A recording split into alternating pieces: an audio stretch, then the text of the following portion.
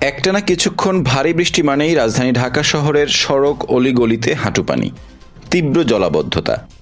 এমন অবস্থায় অনেক সময় বিকল হয়ে যেতে পারে আপনার বিপদের সঙ্গী ব্যক্তিগত যানবাহনটি।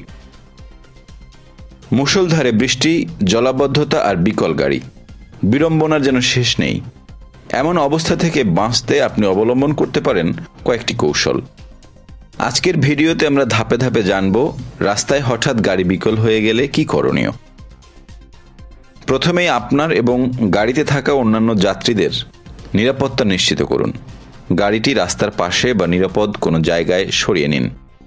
আশেপাশে যেন বাতাস চলাচল করে আর পানি জমে না থাকে।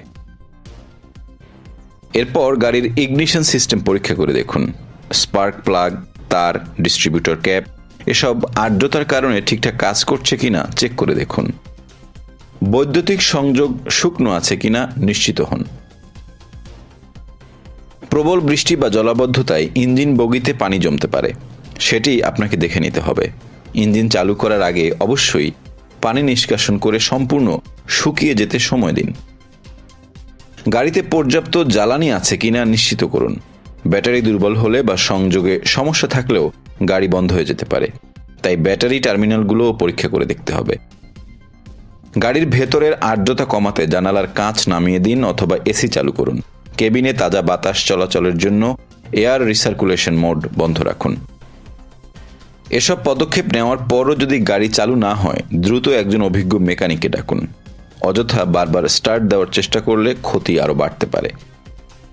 হাতের কাছে পরিচিত মেকানিক থাকলে তাকে ডেকে নিতে পারেন, অথবা অনলাইনে এমন সার্ভিসিং যারা দেয় এরকম কারোর সাথে যোগাযোগ করতে পারেন। কখনো ভেজা ইগনিশন সিস্টেম নিয়ে ইঞ্জিন চালু করার চেষ্টা করবেন না। জোর করে বা অপ্রয়োজনে স্টার্ট দেবেন না। ইঞ্জিন বগিতে পানি জমে থাকলে চালু করার চেষ্টা করবেন না।